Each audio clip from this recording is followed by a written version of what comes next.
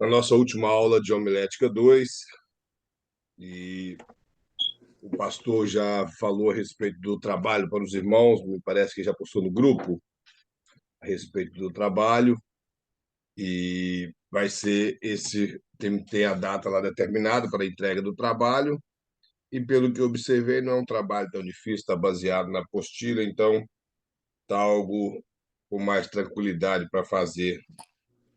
Achei que ia precisar de tanta pesquisa, mas não vai precisar de tanta pesquisa para poder fazer o trabalho.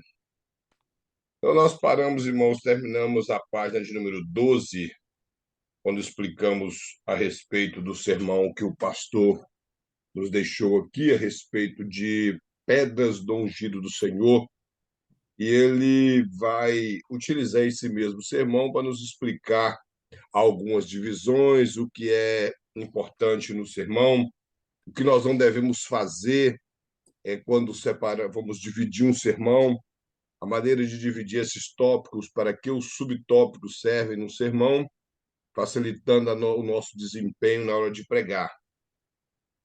Ele mostra aqui no finalzinho da página número 12 que o título deve ser um resumo da tese. Então, ele fala que a tese vem da ideia central do texto. Essa é uma sigla que está aí, e é ICT, ideia central. E a ideia central ela vem do texto. Então, a ideia central que nós temos aqui nesse sermão que o pastor colocou, a ideia central é que Simei, que é a pessoa que vinha da família de Saul, ele atirou pedras em Davi, que reagiu com coragem, fé e visão no futuro. Ou seja, esse Simei, ele no momento que Davi estava fugindo de seu filho Absalão, ele, por vingança, ele resolveu atirar pedras e proferir palavras de maldição sobre a vida de Davi. E Davi, ele teve uma reação completamente contrária ao que se poderia esperar de qualquer outra pessoa. Ele foi alguém corajoso em prosseguir, teve fé de maneira que ela não desfaleceu na sua maneira de continuar caminhando e com a visão do futuro, reconhecendo que Deus, se fosse da vontade de Deus, ele não voltaria mais para o trono. Se ele estivesse ali pagando por alguma coisa errada que ele cometeu, ele entenderia que era as mãos de Deus. E ele mostra que a tese é: quando o mundo atira pedras, devemos reagir com coragem, fé e visão no futuro. Ter o mesmo, pegar Davi como exemplo para nossas vidas quando somos apedrejados por alguém, somos criticados, vêm pessoas a menosprezar o que fazemos, vêm às vezes não acreditar em você. Então você age com a visão no futuro, indiferente de qualquer coisa que nós exercemos aqui na Terra. O nosso ponto principal é a eternidade. Então, isso nos ajuda a não desfalecer, nos ajuda a caminhar e, acima de tudo, ter fé que o Senhor te chamou para aquele ministério. Então, se Deus te colocou nessa obra, nesse ministério, lhe confiou essa posição, não há pedradas, não há pessoas que possam tirar isso de você. Foi Deus que escolheu, então não tem como o homem remover isso da vida de ninguém. A única pessoa que pode impedir que essas obras de Deus execute na vida dos servos é a própria pessoa.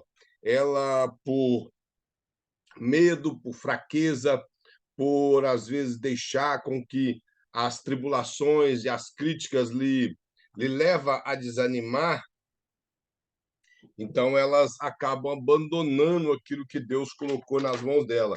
E o pastor coloca aqui que o exemplo de Davi para nós é precioso ao observar isso, que com fé naquilo que Deus lhe chamou e uma visão no futuro, ele simplesmente seguiu caminhando sabendo que tudo estava nas mãos de Deus. Se você recorrer o texto, você vai observar que ele entendia que tudo que passava na vida dele estava tudo debaixo do governo de Deus. Quando nós entendemos isso, que o que nós atravessamos, o que nós passamos, está nas mãos do Senhor, Deus vai sempre, nós vamos sempre conseguir dar um passo adiante e entender os planos de Deus em nossas vidas. E de maneira alguma vamos desfalecer na caminhada, vamos deixar o ministério por qualquer coisa, uma pessoa, ou por uma crítica, por um desprezo, às vezes até dos nossos próprios líderes, que se tem uma coisa que muitas pessoas desanimam, às vezes na caminhada, é por causa dos líderes, que lhe critica, que não lhe enxerga na igreja. Porém, se ele tem um ministério, mais hora menos hora, Deus faz com que isso ocorra. E, acima de tudo, também tem alguns próprios líderes que são muito apedrejados e acabam não suportando as dificuldades, as críticas, o desprezo da igreja. Alguns abandonam o ministério, outros se entristecem. Aqui nos Estados Unidos, irmãos, tem uma das coisas que tem causado muita doença aqui, muitas pessoas doentes, o maior número de pessoas doentes aqui são policiais e pastores, que têm ficado muito doentes por causa de muitas igrejas. E isso é complicado, às vezes pelo o fato de eles sobrecarregar demais e acabam não tendo esperança em Deus, não tendo a visão no futuro, se tornam sobrecarregados, a igreja não consegue caminhar, então vem as críticas e ele acaba desanimando. Então, no caso de quem serve ao Senhor, deve delegar obrigações na igreja para não sobrecarregar, deve confiar primeiramente em Deus e ter fé no ministério que Deus confiou na mão dele. Assim vai ser executado da melhor maneira. Aí o pastor mostra aqui no ponto 2 a divisão vem do tema. Então ele quer mostrar que como aqui é um sermão, ele é um sermão textual, você vai utilizar esse texto com o tema e vai dividir a sua mensagem, mas trabalhando com o texto, se é um sermão textual. Então ele mostra que ele fala assim, ó, o tema fica como alicerce sobre a qual será erguida a construção necessária ao desenvolver a mensagem, a estruturação melhor necessária ao desenvolver a mensagem. O tema nem sempre é repetido em cada tópico, mas, caso seja, deve dar sentido lógico e claro ao enunciado. Então, o pastor está mostrando o seguinte, que o tema ele é a base, ele é o que sustenta o corpo da sua mensagem. E não há necessidade que você fique repetindo o tema. Porém, se você queira repetir o tema, você tem que deixar isso claro de acordo com os pontos da lição. Por exemplo, se você vai falar que a pedra no ungido, você quer repetir, você mostra que as pedras no ungido do Senhor, elas sempre vêm por insatisfação, sempre vêm por ingratidão, e essas pedras também vêm por incompreensão das pessoas. Então, você pode repetir o tema, porém, o pastor mostra aqui que esse tema, o ponto principal dele da organização à divisão da sua mensagem, ao corpo da mensagem. Ele mostra mais no ponto 3, nenhuma divisão deve ser igual à outra. Porque se nós formos fazer um tema e o nosso tópico for semelhante ao outro, nós não vamos conseguir desenvolver uma boa mensagem. A mensagem vai ficar repetitiva. E se ela ficar repetitiva, ela cansa os nossos ouvintes. Então, nós temos que tomar cuidado com isso. Observar bem o texto, observar bem o tema e, acima de tudo, tendo a direção do Espírito Santo para não dividirmos o nosso sermão e repetir os pontos do sermão. Quando você repete, como já disse, sua mensagem vai ficar algo preso somente em um assunto. E você vai começar a repetir, fazer voltas e vai acabar cansando os ouvintes. Aí o pastor mostra aqui uma divisão que ocorreu no sermão, que ele mostra que o primeiro ponto seria a insatisfação, né, que as pedras são tiradas por insatisfação, por ingratidão e por incompreensão. No quarto aqui, ele fala que cada tópico, quando dividido, dá duas ou mais partes. Ele mostra aqui os subtópicos. Ele mostra o primeiro ponto da lição, da mensagem, que seria tirado pedras por insatisfação. E os tópicos, ele mostra que você vai ver o ponto 1, o ponto é o subtópico 1, o subtópico 2 e o subtópico 3, que ele mostra que as pedras são tiradas por motivo de saudosismo, como eu expliquei na aula passada, pela rejeição, e essas duas coisas ela converte em uma bênção na vida de Davi. O segundo mostra a ingratidão leva a pessoa a forjar conceitos injustos sobre o próximo, ela leva pessoas também a apedrejar quem antes era idolatrado, e esses dois conceitos ele pode levar o obreiro a reagir de maneira positiva. Isso é quando ele está com o olho no futuro. E ao terceiro ponto, ele mostra que é atirada pela incompreensão. No primeiro subtópico, ele mostra que nos momentos mais difíceis, no segundo ponto, das formas mais cruéis, que isso pode resultar em algo surpreendente na vida da pessoa que está sendo apedrejada, na vida da pessoa que estão atirando pedras sobre ele, contando que ele tenha essa mente como a de Davi, com a fé inabalável e uma visão no futuro. Ele mostra aqui, ó, no quinto, no número 5, nenhum tópico ou subtópico deve conter mais que uma ideia. Ou seja, não se pode colocar nenhum tópico da maneira que o pastor mostra aqui, por exemplo, se você vai falar sobre que as pedras são atiradas por causa da insatisfação, aí se você colocar para da insatisfação e por causa de outra coisa, então aquele tópico já não é um assunto só, você vai estar falando de dois assuntos. Por exemplo, se você colocasse aqui, no seu primeira coisa que eu quero falar, porque as pedras são atiradas, é pela insatisfação e pela ingratidão. Então, você vai estar abordando dois assuntos em um só tópico. Você poderia ter colocado no tópico abaixo. Sua mensagem poderia ter até 4 tópicos, não teria problema nenhum. Então, o que o pastor quer mostrar é que os seus tópicos devem ser divididos de maneira que você não entrelace um assunto com o outro, para que você não separe assuntos na hora de você estar pregando. No mesmo ponto, você acaba variando de assunto e as pessoas acabam não te entendendo aquilo que você quer passar para eles. Então, se você vai falar de um assunto, você fala daquele assunto, primeiro tópico. Quando você for mudar de tópico, você fala de outro assunto.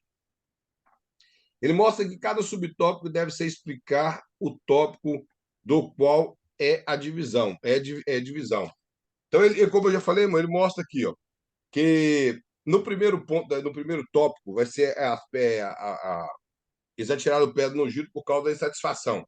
Ele mostra os dois segundos, os 3 tópicos, e fala que ele mostra que esse saudosismo e essa rejeição ela acaba se embocando em uma bênção, em convertida em bênção, ou seja, as pessoas acabam atirando essas pedras e acabam rejeitando, acabam acusando de coisas passadas, e isso acaba se tornando em bênção na vida da pessoa que é acusada, se ela permanecer inabalável. No segundo ponto, ele mostra que ela é tirada por ingratidão, que mesmo que a pessoa foge de conceito injusto, que ela apedreja quem antes elas gostavam, isso pode trazer uma reação positiva na vida da pessoa que está sendo apedrejada. Tem pessoas, irmão, que, claro, elas param, elas desistem, elas entregam os cargos, mas tem outras que não, tem outras que quanto mais pedras elas ganham, mais fortalecendo a presença, mais fortalecidas mesmo Senhor elas ficam. Elas continuam caminhando, andam de cabeça erguida, e principalmente quando o caso, por exemplo, se você observar na ocasião aqui de Davi, Davi não tinha nenhum pecado escondido para que ele desanimasse. Ele estava com a vida dele tranquila com Deus naquele momento. Então, o golpe de Estado que o filho dele deu não lhe afetou a fé, pelo fato que ele estava bem com Deus.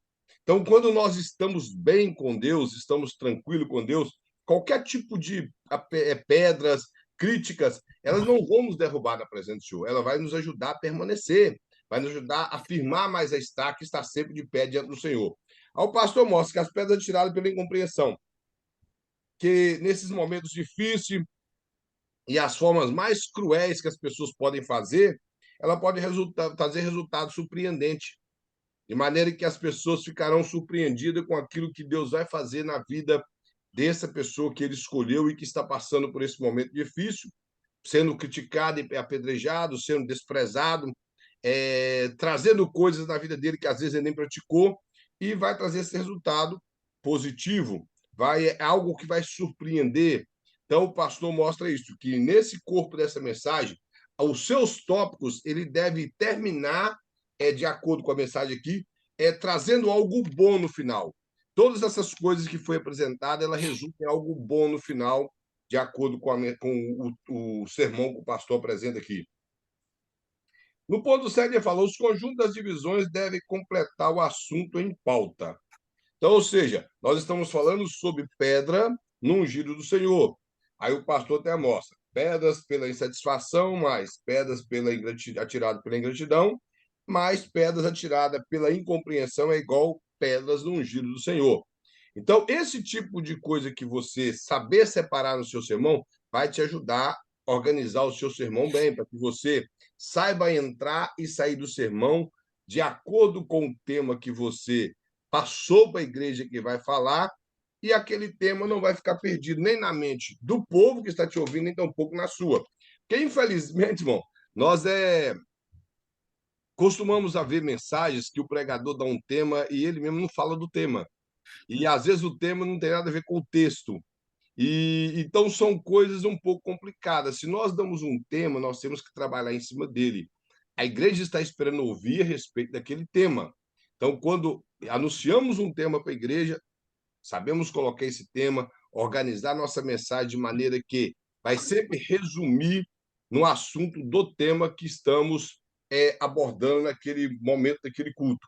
Então, não podemos fugir do tema e, facilitando as nossas vidas, observamos os tópicos da mensagem para que ela nos ajude a não perder o foco no momento que estamos ensinando a palavra do Senhor. Alguém tem alguma pergunta? Uma colocação? Não? Então, vamos continuar. Ponto de número 8.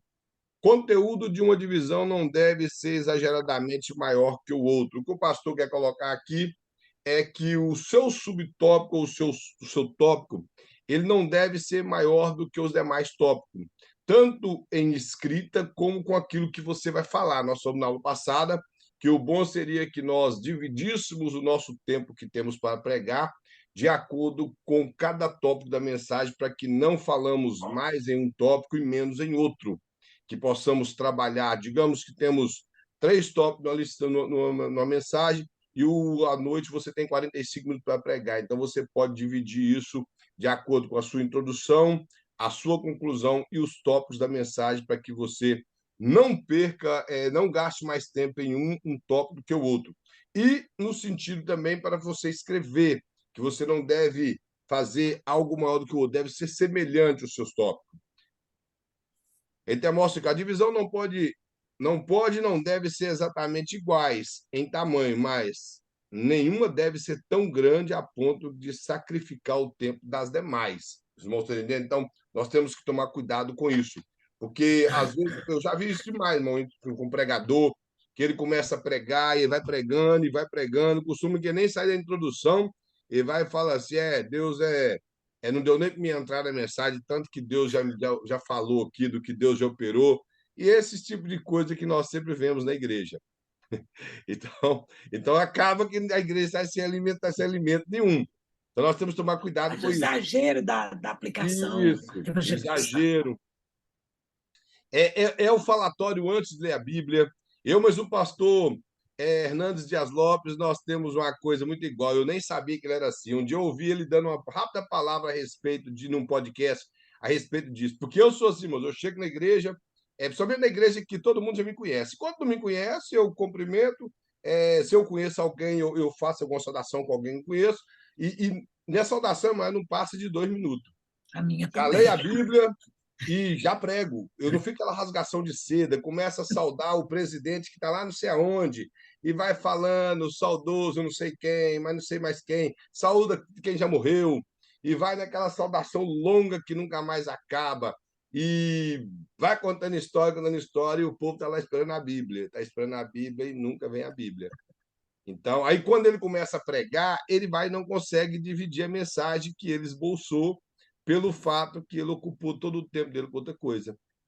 E às vezes começa aplicando antes até de ler o texto. Aplica. Isso E no também eu final já das vi demais. contas.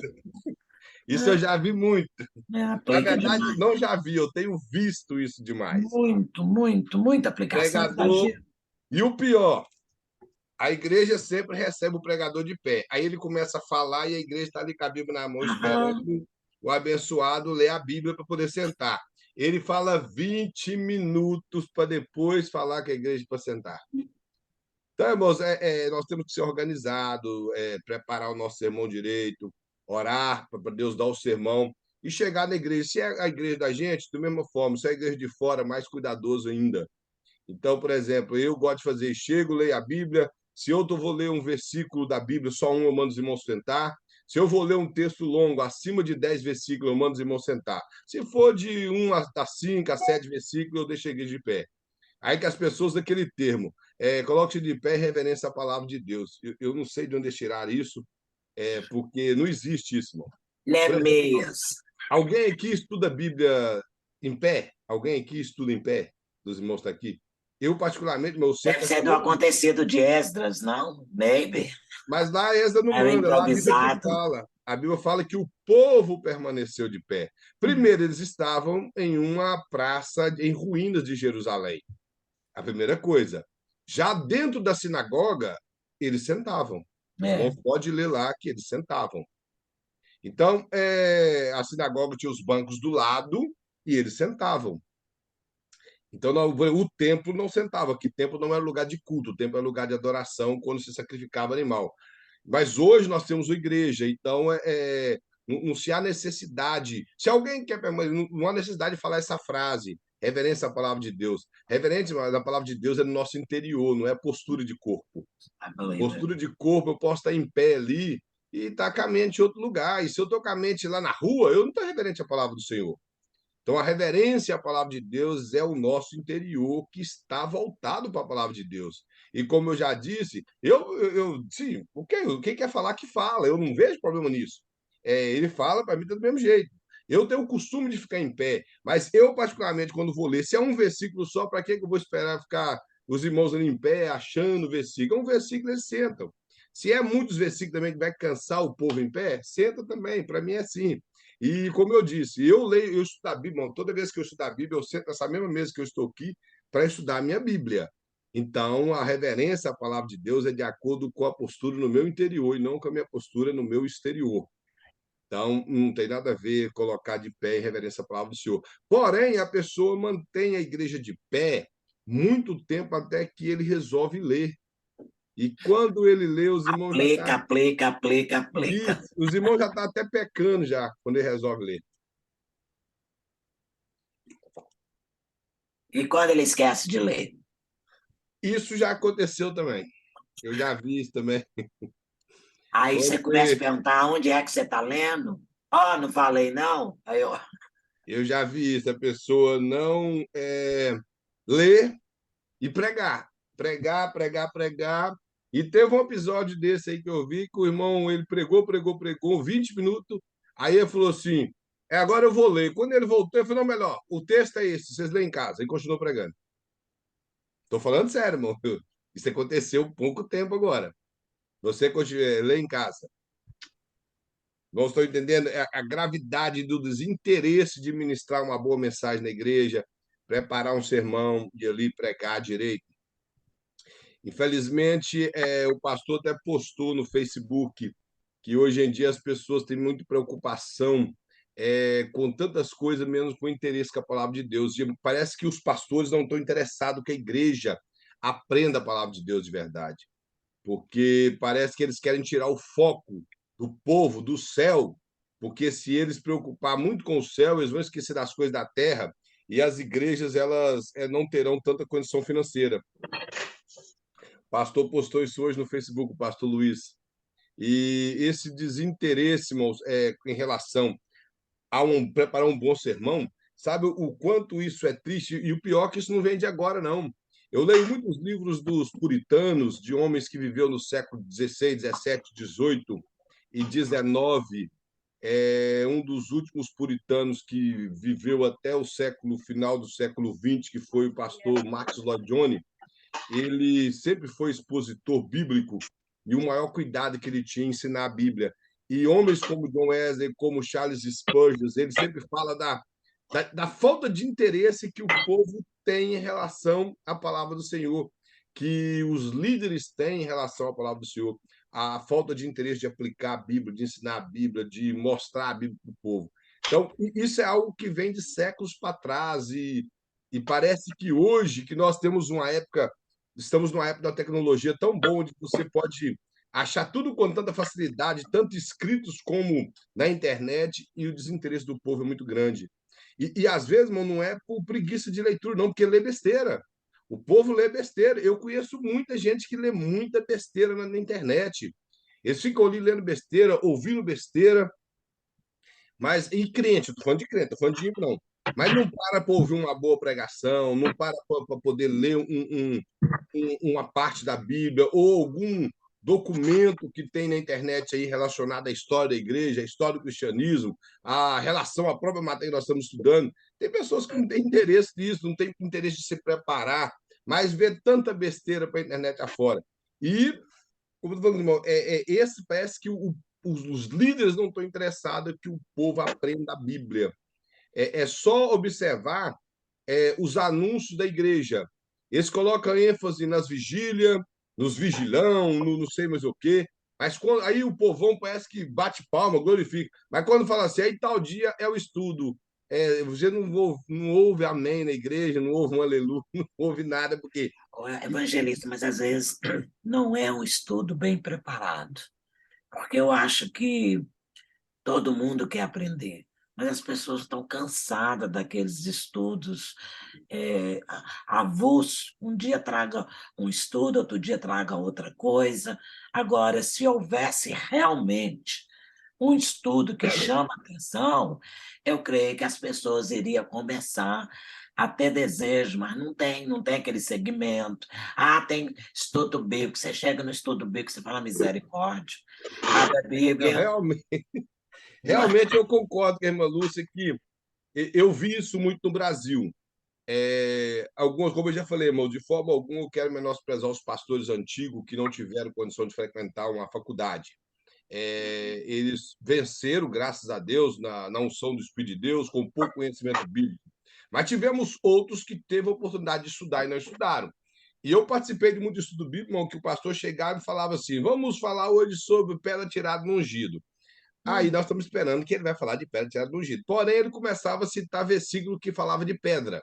Ele pegava uma concordância bíblica que falava da pedra que caiu no pé da estátua, da pedra que atirou em Davi, da pedra que Davi atirou. E ele só falava de pedra. Ele não explicava a pedra, nem o ungido, por que a pedra foi tirada, igual o pastor está falando. Então, isso aí, realmente, já vi também muitos estudos que eles, o ensinador chegava, dava um tema e ele começava a distribuir versículos para cada irmão ler. Aí um irmão lia uma coisa, a irmã lia outra, outra pessoa lia mais um, e as pessoas iam lendo versículo, mas não havia explicação também. Só os versículos combinando com aquilo que ele quer falar. Então, isso também dificultava bastante o estudo bíblico. Mas agora, por outro lado, eu já vi, irmãos, aqui na América, e eu estou falando de alguém que está muito perto de nós. Ele não está na sala aqui, graças a Deus, que é o pastor Luiz Prestes. Eu já vi o pastor Luiz dar estudo bíblico numa igreja, e o estudo bíblico do pastor, os irmãos estudam com o pastor, e sabe que aqui é uma aula, mas no estudo ele tem mais desenvoltura, ele teria bem mais desenvoltura no estudo bíblico. E que ia 9 pessoas no estudo bíblico, de uma igreja com mais de 400 pessoas. O próprio pastor não ia no estudo bíblico que ele ia dar. Então, se o pastor não vai dar um mau exemplo, as ovelhas não irão. Tipo assim, concordo com o que a Luz falou, porém, nós temos um exemplo aqui, e eu vi um homem igual o pastor Luiz Prestes, pode perguntar para ele, vamos para dar estudo para 9 pessoas, para 7, e o próprio pastor da igreja não ir no estudo bíblico. E como já vi também outros pastores com bom conhecimento bíblico, e no domingo a igreja superlotava, mas no dia do estudo bíblico a igreja não tinha, as pessoas não iam. E ele Ô, dava irmão o estudo. Kleber, evangelista, eu acho que talvez as nossas igrejas estão precisando de colocar os estudos no culto de domingo. Ué, é o único jeito o povo aprender, entender, ter gosto de aprender a palavra de Deus. Ele começar a colocar os ensinamentos no culto de domingo. Na verdade, se o maioria dos pregadores, somente o pastor da igreja, ele tivesse um preparo para ministrar um sermão expositivo, talvez não precisaria tanto de um estudo bíblico. O estudo bíblico poderia ficar no meio da semana mesmo, mas se ele ministrasse um sermão expositivo, o pessoal ia interessar mais pela Bíblia, ia aprender a Bíblia. Dá tempo para pregação, é claro, porque um sermão expositivo, no mínimo, nós precisaríamos de 1 hora para expor, depender da quantidade de versículos que vamos utilizar da Bíblia. Então, seria no mínimo 1 hora. para expor um texto bíblico. Agora, isso requer preparo. Razão porque muitos pregadores não trabalham com sermão expositivo é isso. Outra é as cantarolas na igreja, é teatro, é dança, mais um monte de coisa que entra dentro da igreja, que não faz parte de culto e que ocupa o tempo da mensagem. Então, isso é complicado. Eu estou falando porque outro dia eu fui pregar na igreja, o pastor falou comigo: você tem 20 minutos para pregar. Ele é o pastor da igreja e eu fui convidado para pregar. Eu fui, preguei 20 minutos. Reduzi a mensagem na redução das mais reduzidas que podia imaginar para conseguir falar 20 minutos. E quando eu preparei a mensagem, eu preparei uma mensagem no mínimo de 50 minutos. Então eu reduzi para 20. E não teve como falar de todo o assunto. E era culto de Natal ainda, irmãos. Culto de Natal. Eu fui pregar, preguei na passagem ali que os magos visitou José e Maria, que todo mundo confunde ali, pensa que eles visitou quando Jesus nasceu, mas já havia passado aproximadamente de 2 anos, 2 anos e meio, quando os magos foram lá. E fui explicar ali, a minha mensagem seria o seguinte, para resumir para os irmãos. Se os irmãos observar o texto mostra que esses magos viajaram do Oriente, possivelmente alguém que conheceu a palavra de Deus no período de Daniel, o melhor, o conhecer através da mensagem de Daniel na Pérsia. Daniel chegou ao reino da Pérsia, ali possivelmente ele falou de Deus ali, e essa mensagem foi proliferando no reino da Pérsia. Esses magos do Oriente, quando eles vieram, eles procuraram o rei. O rei ficou preocupado, porque era o rei Herodes, não é, e não tinha ascendência judaica, então ele saberia que poderia ter algum problema. E o mais interessante, que o principal da minha mensagem era, eu estava falando sobre ele veio e nós não vimos.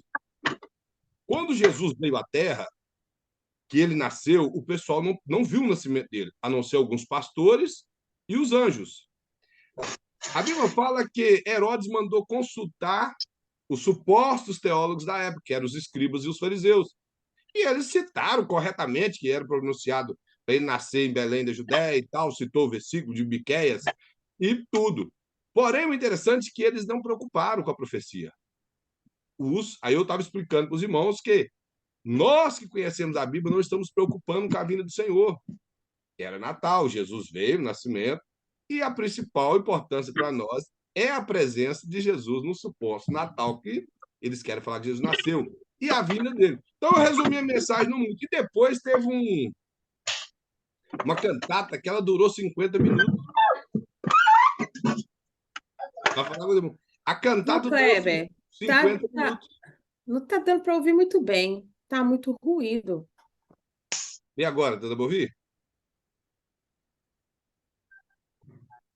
No meu? Deixa eu ver se é o meu. Não é o seu, não. Dá para ouvir muito bem. Talvez de alguém aí que está aberto. Eu vi que estava tendo um ruído mesmo na hora que eu estava falando. Não, o seu está muito bom. De alguém. Parece que os microfones todos estão fechados, com exceção do da irmã Lúcia, mas o dela não está fazendo barulho também.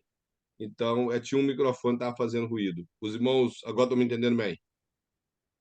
Não, estava entendendo. O negócio é que tem um ruído, parece que alguém está mexendo na cozinha, lavando os pratos, assim, tá com muito barulho, você entendeu? Uhum. Já passou. Então, resumindo, foi isso. Eu preguei 20 minutos para ter uma cantata de 50 minutos. Aí eu pego dos irmãos, de forma alguma, eu acho que cada pessoa tem um valor na igreja. Tem pessoas que. Eu, particularmente, não concordo, isso não faz parte de culto. Uma cantata ainda vai, porque são hinos. Poderia cantar 3 hinos, para mim estava bom, mas cantaram 8 hinos e durante o tempo que eu poderia estar pregando. Então, o que eu suponho é que a mensagem não tem tanto valor, é melhor cantata. E a cantata não era. A teologia da cantata não era boa. Estou falando sério para os irmãos. Não tinha assim, um complemento bíblico. Então, é muito complicado quando nós trocamos a palavra de Deus por outras coisas na igreja. E como nós estávamos falando no início, pessoas que ocupam muito tempo com uma pregação. Eu já cheguei na hora que falou. E as danças, gente, as danças de arrepiar sangue de Jesus. Eu já cheguei nesse dia, cumprimentei os irmãos capazes do Senhor e já li o versículo, já li os versículos, mandei os irmãos sentar e já comecei a pregar. E para mim conseguir falar os 20 minutos. Então, nós temos que dar valor à palavra de Deus. Agora, como o Manus falou, as danças, os teatros. Um dia desse para trás, eu quase fui apedrejado na igreja quando eu disse que dança não faz parte de culto e que teatro também não faz parte de culto. O irmão ele só não pegou pedra porque não tinha pedra na hora, mas eu quase fui apedrejado. Não, se a Mas, mensagem é uma mensagem de Deus, eu acho que o teatro, sim. mas Porém, não ela faz tem que. parte do culto. E, É, eu entendo o teatro, pode acontecer num culto, sim. Eu não vejo necessidade que tem que proibir 100%, mas ele não pode ocupar o tempo da mensagem. todo, Quanto, né? quanto tempo que é o teatro? É 15 minutos. Dá para colocar? Dá. O teatro é 50 minutos. Então, você vai fazer lá no teatro. Você aluga um lugar, chama o pessoal, vende ingresso, faz o E que quiser. eu não quero ser membro da sua igreja, não. Não, porque é muito complicado, mano. Para mim, é a palavra de Deus. Porque teatro, por exemplo, tem um teatro na Filadélfia, muito famoso, que tem a peça de Davi. Eu E vi, muito bonito. bonito, é muito bonito. Porém, eles fogem muito da Bíblia. Muita coisa foge da Bíblia ali. Mas é muito bem feito. É claro que eles têm que pôr adorno, que eles não viveram a época, então eles têm que pôr um adorno. Agora, não pode ocupar o tempo de um culto. Lá é teatro, lá eu concordo, lá é um teatro. Então, perfeito. Agora, de forma alguma, a igreja se pode movimentar um culto da igreja através de teatro. O apóstolo Paulo falou assim: olha, quando vós reunides, uns têm salmos, outros têm doutrina, uns têm revelação, outros têm línguas, outros têm interpretação. Isso é culto, Cânticos também, né? é O cântico. problema em si não é o teatro, o problema é o entretenimento para poder atrair pessoas, Isso, né? esse Então, é o inventa problema. teatro, dança, um monte de coisa e a palavra mesmo fica sem valor. E, claro, como a irmã falou, o teatro pode ser posto no culto, se queira pôr, ok. Porém, ele tem que ser posto como complemento do culto, de acordo com a mensagem, de forma alguma, com Yes. esse entretenimento. Nós temos que atrair jovens. Irmão, se a Bíblia não atrair jovem, velho, criança, nada mais atrai. É a Bíblia que tem que atrair. E como a irmã Lúcia falou, bem ensinada. Porque se ela não for pregada, ela não vai atrair.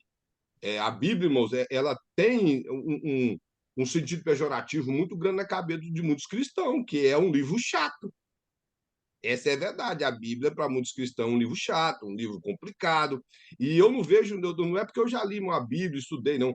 A Bíblia não é um livro complicado. Se você entender que a Bíblia, o Velho Testamento, ela retrata a história de um povo, de Gênesis até o livro de Esther, e pegar os livros poéticos ali, através de poesia, vai te ajudar a interpretar a Bíblia, saber encaixar cada salmo. Por que Salomão escreveu o Provérbio? Por que Salomão escreveu o Eclesiastes? Por que ele escreveu o livro de Cantares?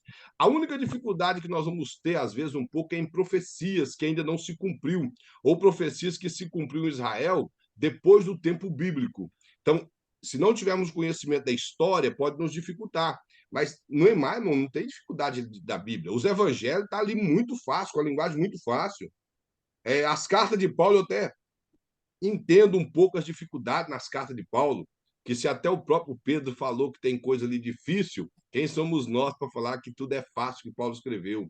Mas uma coisa quem foi que inspirou todos os autores bíblicos, todos os escritores? Ele mora em nós. Então, nada melhor do que ele para nos ajudar a compreender a Bíblia. E, acima de tudo, saber colocar aquilo que foi no passado no nosso tempo, nos dias de hoje.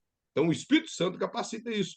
Então, não há essa dificuldade. Nós não podemos tirar a Bíblia da igreja, porque o que o diabo mais tem feito, antigamente o diabo ele fazia tantas coisas, o diabo nem tem preocupado de tirar a crente da igreja. O diabo tem preocupado em fazer com que os crentes permaneçam errados na igreja, mas tirar ele não tem preocupado mais. Basta ele tirar o conhecimento bíblico, o interesse pela Bíblia, o interesse dos pastores pela palavra do Senhor, que vai ter as igrejas fracas. O povo vai se reunir ali. Quer uma igreja, irmão, cheia de gente na Bíblia? É só você ler a igreja de Laodiceia. A igreja de Laodiceia, ela era extraordinariamente perfeita na sua estrutura física e tudo. E se você observar, Jesus ele não repreende a igreja de Laodiceia como ele repreendeu a igreja de Éfeso, a igreja de Sardes, a igreja de Tiatira. A única coisa que ele olhou é que aquele povo, eles tinham uma doutrina boa, eu acredito que eles andavam dentro da doutrina, supostamente, eles estudavam a Bíblia, mas eles estavam pegados a dinheiro, ao comodismo. Jesus já não fazia parte mais do culto deles. Mas para eles estava tudo bom. Para eles estava tudo perfeito. Então, hoje em dia, tem muitas igrejas assim, se acomodada ao espírito da igreja de Laodiceia. Se acomodou a questão financeira, se acomodou se Jesus apareceu no culto ou não para eles, tá bom. Se eu cantei, meu camarada, e satisfazi o meu ego, para mim tá bom. Se eu conseguir expor ali o meu sermão satisfazendo o meu ego, tá bom para o povo, tá bom para mim. Agora, a partir do momento que nós entendemos que Jesus tem que estar no culto que nós estamos fazendo, que ele é a figura principal do culto, aí as coisas mudam. Então, é esse tipo de coisa que tem que acontecer. E, acima de tudo, quando nós formos pregar, temos que saber ministrar a palavra do Senhor de acordo com o tema que estamos pregando, e o tema principal de toda pregação tem que ser Jesus. Não pode partir para outras coisas que não seja Cristo. Cristo tem que ser o tema principal de E o qualquer principal é entender que pregador. nós temos, evangelista, temos que trazer que a palavra de Deus venha desenvolver dentro de nós um caráter cristão, porque o principal é isso.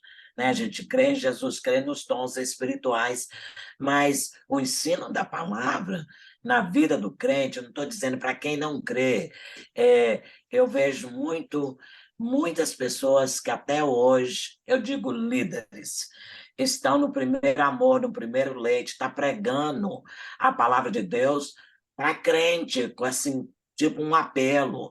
Então, o principal hoje é desenvolver, ajudar o crente a desenvolver um caráter cristão dentro dele, através do ensino da palavra. Porque senão é extremamente imaturo. Um dia o irmão falou comigo, então, deu uma opinião, ele acha que todo sermão Jesus tem que ser o centro. Mas espera aí, eu sei que Jesus é o centro, ok? Mas nesse momento, como igreja, nós precisamos levar a igreja a desenvolver esse Cristo dentro de nós, através do ensinamento da palavra. Uma coisa é você pegar um sermão evangelístico, né, para uma multidão, para alguém que não conhece a Jesus. No momento que você conhece Jesus, o seu sermão tem que mudar. E você vê pessoas mais de 40, 50 anos de crente, todo domingo pregando um sermão assim, para novos convertidos. Aí o que acontece? Fica crente imaturo, tomando leitinho todo dia no mesmo lugar, entendeu? Uhum.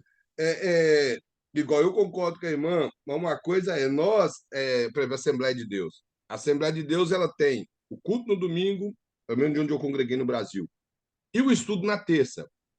O Senhor Jesus falou: ir por todo mundo e fazer discípulo de todas as nações, ensinando-os. Então, ou seja, se supunhava pela Assembleia de Deus que as pregações de domingo eram evangelísticas, e as pessoas que aceitavam a Cristo eles eram estruturados no estudo bíblico. Aqui na América é uma verdade. É raridade uma igreja que tem estudo bíblico. Estou falando sério. Raridade uma igreja que tem estudo bíblico. Então, está na hora de mudar, ué. Vai Salvas da continuar Assembleia de naquela Deus, mentalidade. Tem isso. que mudar. Até algumas Assembleias de Deus já tiraram o estudo bíblico. Até Ai, algumas Assembleias de Deus. Já arrancou o estudo bíblico. Então, eles ainda estão tendo escola dominical. Escola dominical, irmãos, ela é um ensinamento bom, porém um ensinamento que nem sempre vem de acordo com a necessidade da igreja, porque é um documento já preparado. Nós e entendendo? nós que estamos Agora, na América, pior, porque nós isso, estamos dentro de uma cultura completamente brasileira, completamente diferente do diferente. Brasil. Então, tem coisas que, me perdoa, não traz, assim, edificação espiritual. Entendeu? Então, um estudo bíblico seria algo que estudaria esses novos convertidos. É claro que sim, todo sermão ele traz uma gama de ensinamento, porém não é tanto para poder dar estrutura a um crente como um estudo bíblico. Por isso que a igreja tem que ter estudo bíblico, tem que ter ali aquele estudo bíblico onde o pastor preocupa em ensinar as doutrinas básicas da fé cristã, as doutrinas bíblicas que são ali ministradas pelos apóstolos, ensinar a respeito dos ensinamentos de Cristo, o que é o reino, a respeito de profecias, ensinar sobre a própria história do Velho Testamento, o significado de muitas coisas. Então, isso é o que deveria se passar em cada igreja. Deveria se passar isso. E, acima de tudo, é claro que dá o ensinamento de acordo com a necessidade da igreja. De acordo com a necessidade da igreja. um ou mais pessoas preparadas para dar estudo bíblico. Então, isso traria enriquecimento a essas pessoas novas convertidas. Por isso que eu estou dizendo que o sermão, sim, ele deveria ser um sermão evangelístico, contando que essa igreja tem essa estrutura de ter um estudo bíblico no meio da semana para sustentar esses novos crentes. E, além de tudo, ter um discipulado para esses novos crentes, pegar essas pessoas que são novos convertidas, talvez ter com eles um estudo separado, dando eles estrutura bíblica para iniciar na fé. Hoje, irmão, aqui na América eu falo porque isso é uma coisa que eu observo. As pessoas aceitam Jesus e muitos pastores não estão nem aí. E nem todo mundo, irmão, que aceita Jesus ali naquele culto no domingo, eles voltam no próximo domingo, eles vêm no culto no meio de semana. Tem muitos que vêm e não voltam mais. Ele emocionou ali e empolgou e foi lá na frente, depois não volta mais. Mas agora, cabe ao pastor ligar para ele, ir atrás, correr. Lá no Brasil, os pastores faziam isso, a pessoa aceitava Jesus, já ia na casa dele fazer visita e mais um monte de coisa. Hoje eu não sei se é assim mais, mas antigamente era, já iam fazer visita. Isso tanto, eu estou dizendo, tanto na Assembleia Batista Presbiteriana, que eu tinha muito convívio com os crentes de outras igrejas no Brasil, como Quadrangular, Batista Tradicional, e todos eles andavam atrás das pessoas que aceitavam a Cristo. Aqui, eu estou dizendo aqui, irmão, que uma vez eu fui fazer um culto na casa de... Isso tem muitos anos atrás. Na casa de uma família. E eles pediram um culto no lar e eu fui lá fazer o culto no lar. O pastor pediu para me poder ir. Além da família, só tinha eu lá. É bom que a família era grande. Eu cheguei, sentei com eles, conversei um pouco, fizemos o culto e toda a família aceitou Jesus. Eu liguei para o pastor e dei o relatório para o pastor. Então, estou brincando, toda a família aceitou Jesus. Na época, essa mulher tinha uma mocinha, tinha um menino que era muito novinho. Sabe qual foi a resposta do pastor para mim? Polga não, meu irmão. Esse pessoal aí não vai firmar na presença do Senhor, não. Eu pensei. Eu falei, meu Deus, então por que fez o culto lá? Se já tinha esse pensamento. Não, então não vou perder meu tempo de fazer culto lá. Eu não estou brincando, mas já tem aproximadamente uns 13, 14 anos que isso aconteceu. Falou desse jeito. Então não empolga, porque e a família permaneceu. Permaneceu na presença do Senhor e deu fruto, deu fruto. Alguns voltaram para o Brasil, crente, e outros estão na América até hoje, fazendo a obra do Senhor. A irmã dona da casa prega a palavra de Deus, a filha dela prega, mas eu ouvi essa palavra que não precisava empolgar, porque aquele povo ali não ia firmar a presença do Senhor. Então, nós vemos o desinteresse. As pessoas vão à igreja. Hoje nós temos um número muito grande de pessoas que frequentam igrejas aqui na América, mas que não são membros da igreja, e as pessoas sempre falam, a igreja do fulano é superlotada, mas são pessoas, irmão, que não são membros. Pessoas que vão lá porque gostam de ir. Talvez goste da liturgia do culto, vê que é um culto que não tem tanta aquela coisa assim de cobrança, de mostrar que o pecado mata, que o pecado realmente destrói o homem, que o pecado leva para o inferno. São pregações, são cultos que não falam mais do inferno. No inferno, para que falar do inferno, né? Aí eles falam, vamos falar de coisa boa, para que não falar do inferno? E esse tipo de mensagem assim. Então, não preocupe fazer discípulo. Ter número de pessoas na igreja, irmão, não é ter igreja, a igreja cresceu. A igreja só cresce. Esse é um padrão que sempre foi adotado na Assembleia de Deus, na Batista, na Presbiteriana. A igreja só cresce quando você batiza pessoas. Você faz novos membros. E fazermos novos membros, não é receber crente de outra igreja, não. Quando você recebe de crente de outra igreja, amém, mas sua igreja só cresce quando você está batizando novos cristãos. Aí a igreja está crescendo. Agora, se eu abro uma igreja... Evangelista, eu vou fazer uma pergunta, que você é assembleano, e aqui na América, o que eu mais encontrei de assembleana, boa parte deles muito leigos, somente as mulheres, né? Muito leigos.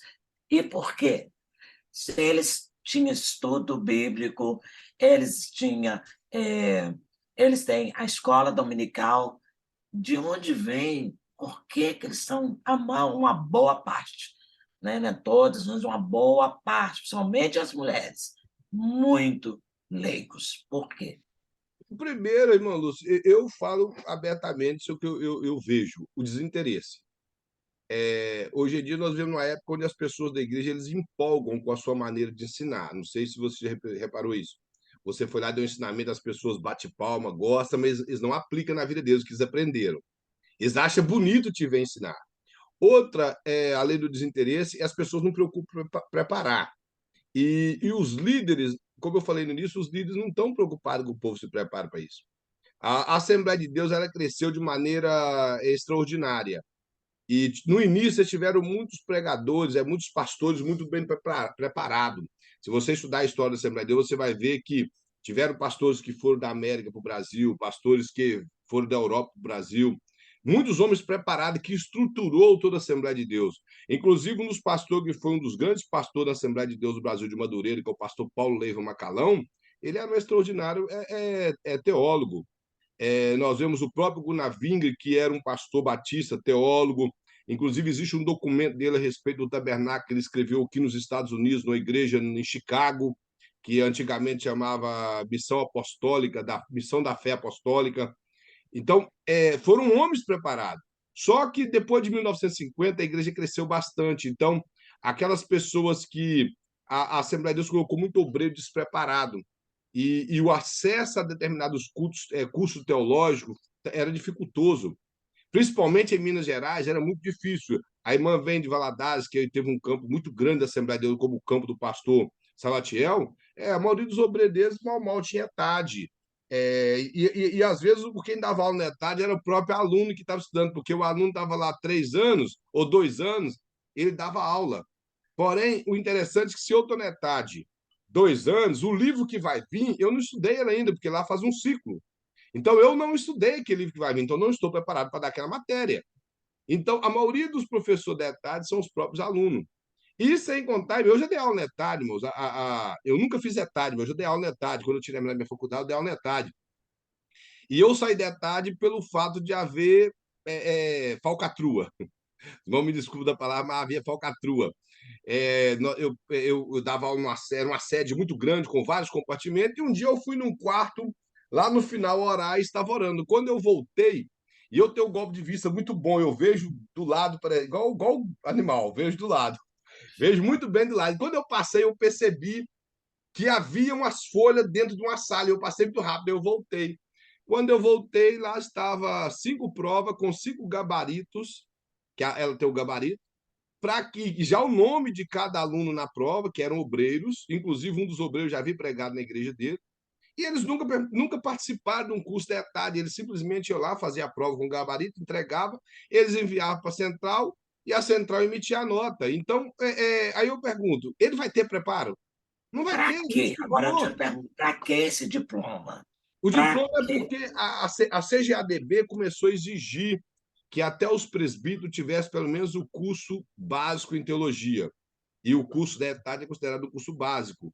Então, eles começaram a fazer isso. Na minha igreja, a igreja que eu congreguei, por exemplo, lá tinha um diácono que, um dia eu mexendo na mesa lá onde fica as carteirinhas da ETAD, tinha lá uma carteira de um diácono que era lá da igreja que eu congregava e eu nunca via nas aulas.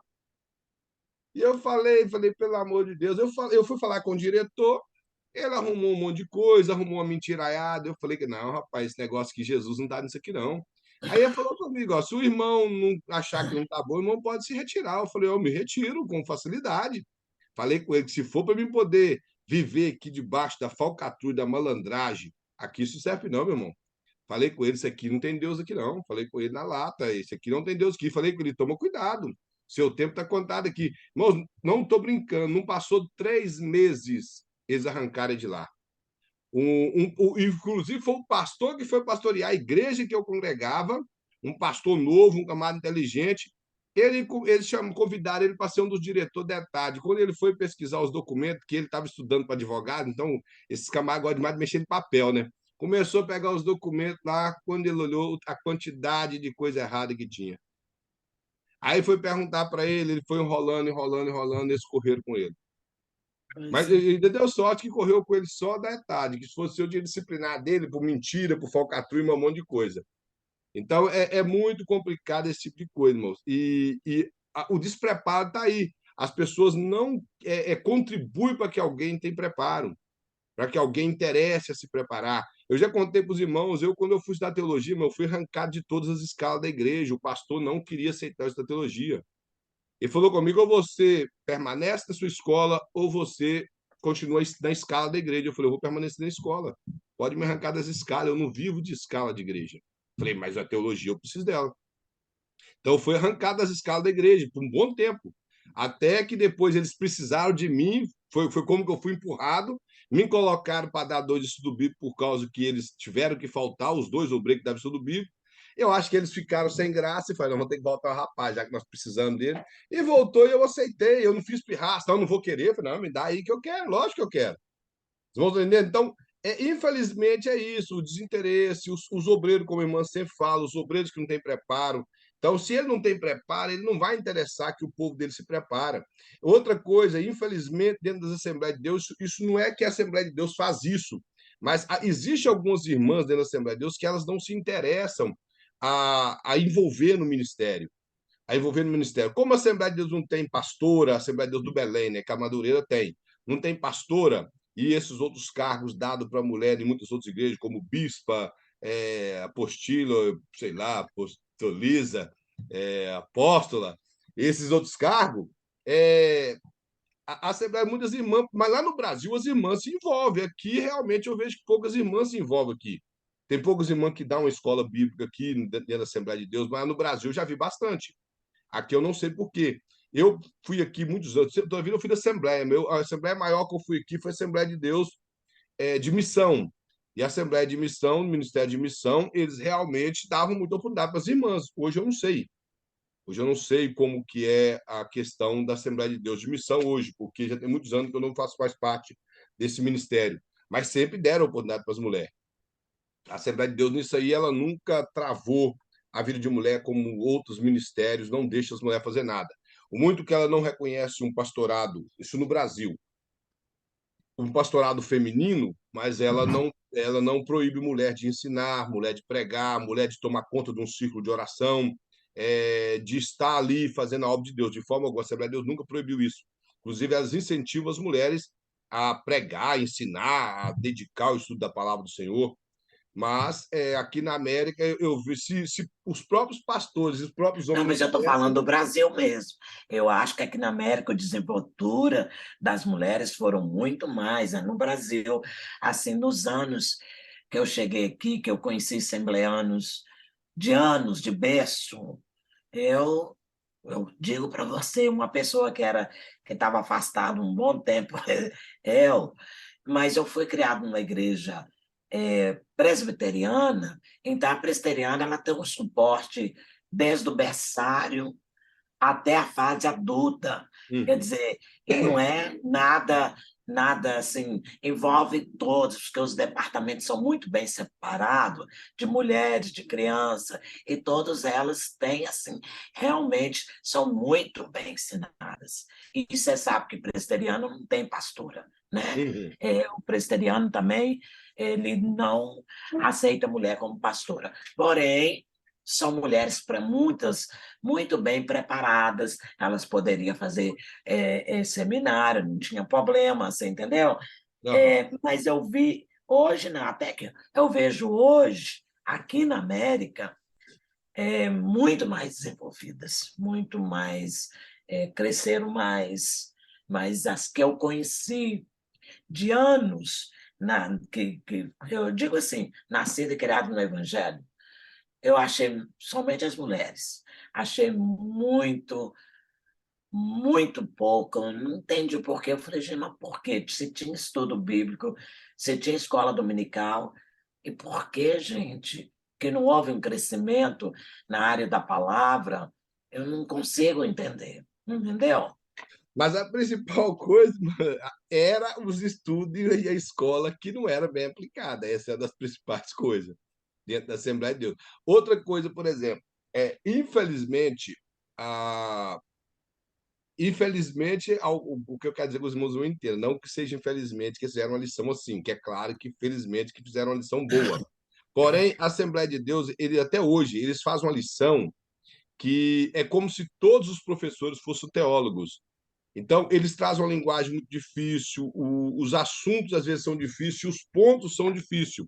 Eu estou falando porque eu já li muitas lições da Batista e da Presbiteriana, e o assunto é muito bem explicado. Na Assembleia de Deus, eles não explicam tanto. Então, se o professor não tiver um bom conhecimento, ele não sobressai bem na lição da Assembleia de Deus. Ele Porque repete, né? Ele lê.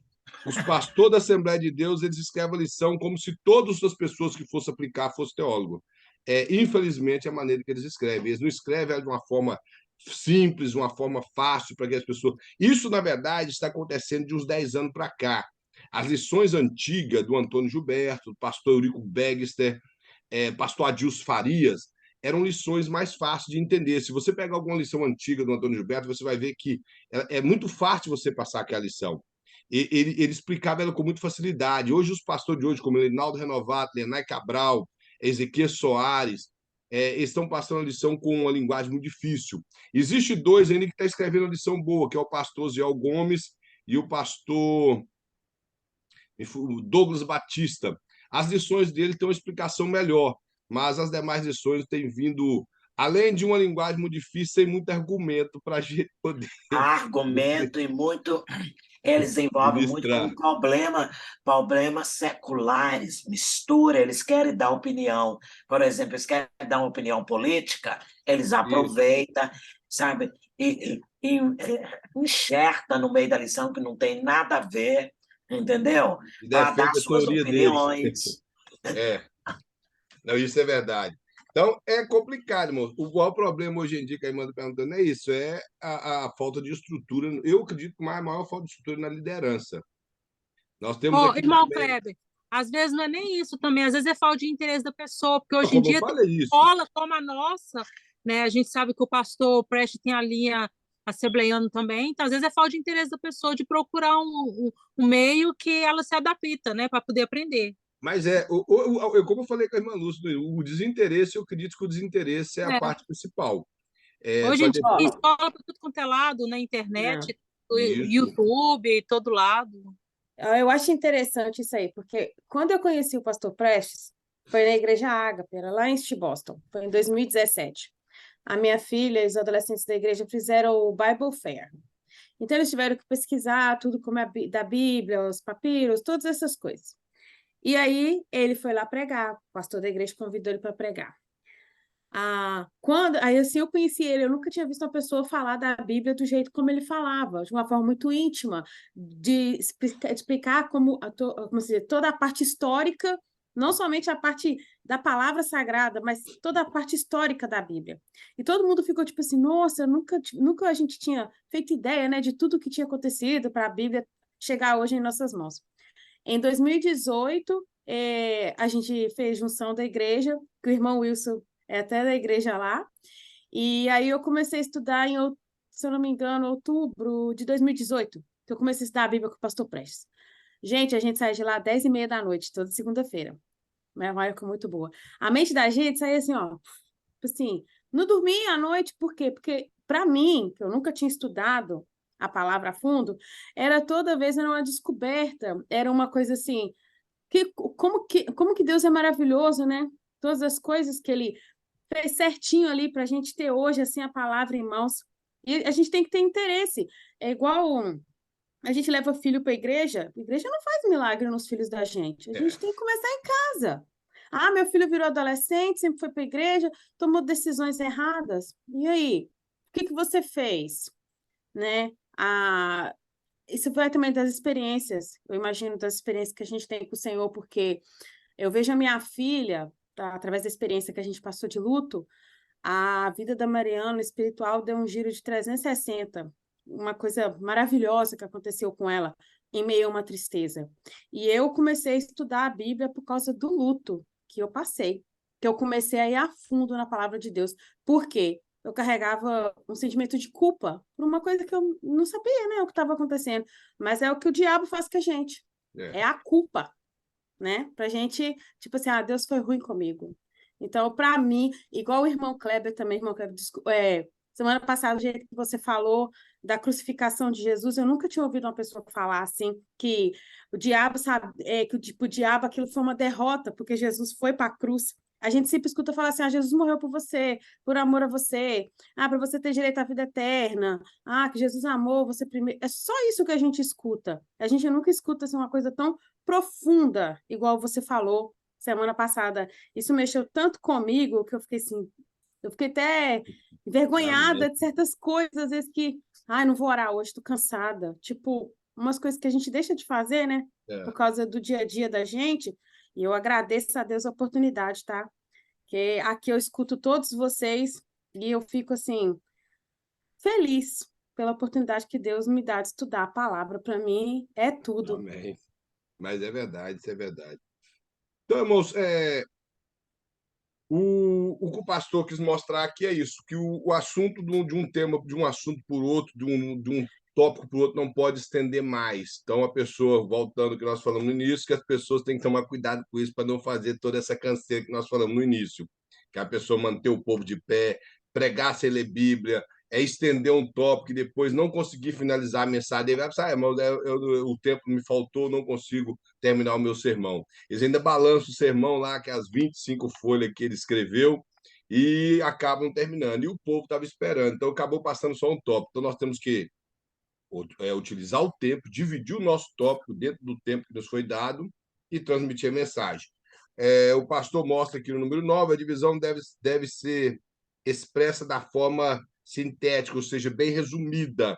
Você deve resumir o máximo o assunto que você vai falar do tema do seu tópico, pedras atiradas pela insatisfação. Então, ficou bem resumido a maneira que o pastor mostra aqui. Falou, o tópico e o subtópico deve ser formulado de modo uniforme, ou seja, eles têm que estar entrelaçados um no outro.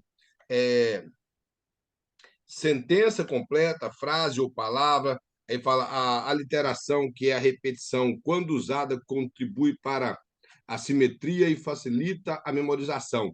Ou seja, não que você é repetitivo, mas quando você repete o seu subtópico, se você fazer uma repetição dele 2 ou 3 vezes, você ajuda a pessoa a memorizar sobre o que você está falando de acordo com o tema que você está ministrando. E aí o pastor mostrou aqui os 3 tópicos da mensagem dele, e você repetindo esses tópicos, você vai fazer a pessoa entender que você está falando e não perder o seu tema, que é sobre atirar pedra no ungido do Senhor. O ponto de número 10 é falar a ordem das divisões deve ser de interesse crescente para os ouvintes. Então, ele mostra que as divisões do seu tema têm que, a cada momento, fazer com que os seus ouvintes esperem que algo novo está aparecendo. O seu assunto vai despertar nele o interesse de que a próxima coisa que vai vir vai ser algo mais extraordinário, mais tremendo, que vai falar mais profundo, que vai causar um impacto maior na vida dele. Não esses impactos que as pessoas buscam hoje, essas coisas externas, mas sim aquele impacto no interior, quando ele entendeu o que você está falando para ele. A parte número 16, irmão, o pastor, que ele mostra outra parte interessante no sermão, que é a introdução do sermão. E ele mostra qual a finalidade da introdução. Todo sermão tem que ter uma introdução. Você tem que saber introduzir a sua mensagem. Há uma dificuldade muito grande de você conseguir reconquistar ou conquistar a atenção do povo no corpo da mensagem se você não conseguir fazer isso na introdução. Não quer dizer que isso é uma regra, que você pode não conseguir a atenção do povo. Que tem pessoas ali que às vezes não entendem a sua introdução e quando você desenvolve a mensagem, ele passa a entender melhor. Porém, como a nossa introdução não tem que ser algo simples, algo claro para o povo, isso vai preparar o coração do povo para receber quando você entrar na mensagem. Aí o pastor mostra a finalidade da introdução. Aí, como eu falei, deve despertar o interesse e a atenção dos ouvintes. Como eu já disse, isso vai despertar no povo quando você faz uma boa introdução, de acordo com o texto que você leu e de acordo com o tema. Como eu já disse, eu tenho um costume muito de pregar sermão expositivo. Então, quando eu prego sermão expositivo, a minha introdução sempre está baseada no pano de fundo do assunto que eu li. Seja o contexto histórico ou o contexto remoto, aquilo que possa estar longe, mas que faz parte daquele assunto que eu vou falar. Então, quando eu faço isso, eu consigo ganhar a atenção do povo. O meu maior interesse é, de acordo com o tema que eu passe, com o pano de fundo histórico ou pano de fundo contextual do assunto que eu li, esse faz parte da minha introdução. Ele mostra que a letra B, a introdução, prepara os ouvintes para acompanhar as ideias da mensagem. Ou seja, de acordo com o tema que você passou, a sua introdução vai como que abordar os demais pontos da mensagem dentro da sua introdução. Você vai abordar, não explicando, mas você vai falar bem resumido dos pontos que você vai abordar na mensagem dentro da sua introdução. Então, isso vai fazer com que o povo consiga acompanhar o seu raciocínio no momento que você estiver pregando. Ele fala que, através da introdução, o pregador deve captar a simpatia dos ouvintes. Como eu já disse, que nós temos que conseguir, através da nossa eloquência como introdução, que eloquência tem pessoas que confundem eloquência, pensando que eloquência é quando você fala rápido. Não, eloquência não tem a ver com isso. Eloquência é ter dinâmica no falar. Isso é ser eloquente. A Bíblia fala em Atos que Apolo era alguém eloquente, alguém que tinha dinâmica para falar. Por ele ser grego, possivelmente ele estudou bastante a filosofia, que eu acho que não existia um grego naquela época que não tinha estudado filosofia. Então, ele tinha capacidade muito grande de se expressar. Então, essa capacidade que o pregador tem que ter, através dessa simpatia, de se expressar, ele consegue despertar, ganhar os seus ouvidos ali. Como eu falei, não pode perder os seus ouvidos na introdução da mensagem. Tem que saber introduzir a mensagem dele de maneira que todos os ouvintes possam estar ali com o coração aberto e atento ao que ele vai falar. Outra coisa, irmão, boa parte de mensagens que eu tenho ouvido não tem introdução. Eu não sei se na igreja que os irmãos congregam, se é assim, pregador tanto da igreja como pregador de fora, que vem e não introduz uma mensagem na igreja, ele não tem, quando ele anuncia o tema, ela não tem uma introdução. Ele já lê o texto e já entra pregando, quando ele anuncia o tema ainda. Às vezes ele já entra pregando, não tem uma introdução boa na mensagem dele para captar a atenção do povo. A segunda coisa que o pastor coloca é as características de uma boa introdução. Então, ele mostra algumas características que ele fala que deve estar ligada ao assunto do sermão. Como eu disse, a nossa introdução ela tem que fazer um bom resumo daquilo que você vai falar. Ele diz que ela deve ser proporcional, deve ocupar 15% ou mais ou menos 15% do tempo do sermão. Como eu já disse, você tem 50 minutos para você pregar, você vai dividir isso aí para que você possa ocupar esses 15%, 10 a 15% do seu sermão.